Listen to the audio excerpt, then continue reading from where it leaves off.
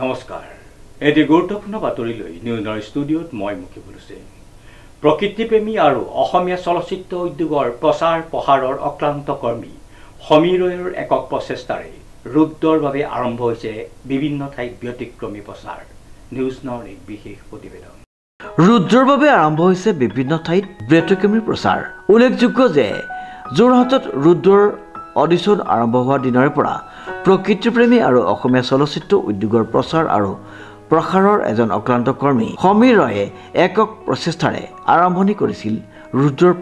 প্ৰসাৰ বিভিন্ন ঠাইত সেই একে নিস্বাৰ্থ মনোভাৱেৰে বিভিন্ন অসমীয়া চলচ্চিত্ৰৰ লগতে ৰুদ্ৰৰ বাবেও আৰম্ভ হৈছে বিভিন্ন ঠাইত ব্যতিক্ৰমী প্ৰচাৰ অনুষ্ঠান ২৭ জুনত মুক্তি লাভ কৰিব লগা ৰুদ্ৰ মুক্তিৰ পূৰ্বেই জনমানসত চৰ্চিত হৈছে অসমৰ লগতে ভাৰতৰ বিভিন্ন চহৰত মুক্তি পাব লগা ৰবি শৰ্মাৰ অভিনীত ৰুদ্ৰক লৈ খুবেই আনন্দিত আৰু আশাবাদী টীম ৰুদ্ৰ অনাগত দিনত অসমীয়া নতুন প্ৰজন্মই অসমীয়া ছবি জগতত এক বিশেষ ৰেখা অংকন কৰিব আমি এই সুযোগতে অহা ইংৰাজী ২৭ জুন তাৰিখে মুক্তি পাবলগীয়া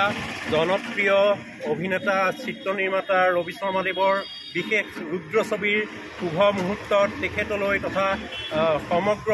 চিত্ৰশিল্প মানে ছবি জগতত জড়িত সমূহ কাৰিকৰী কলা কৌশললৈ মই আন্তৰিক অভিনন্দন জ্ঞাপন কৰিছোঁ তেওঁলোকৰ এই যাত্ৰা শুভ হওক আৰু যোৰহাটবাসীৰ তৰফৰ পৰা আমি তেওঁলোকলৈ আন্তৰিক অভিনন্দন জ্ঞাপন কৰিছোঁ আৰু সকলো যোৰহাটবাসী তথা অসমবাসী ৰাইজক ৰবি শৰ্মাদেৱৰ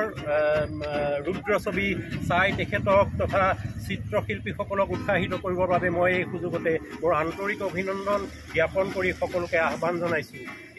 এই মোৰ সমীৰ ৰয়ৰ ৰিপৰ্ট নিউজ নাও।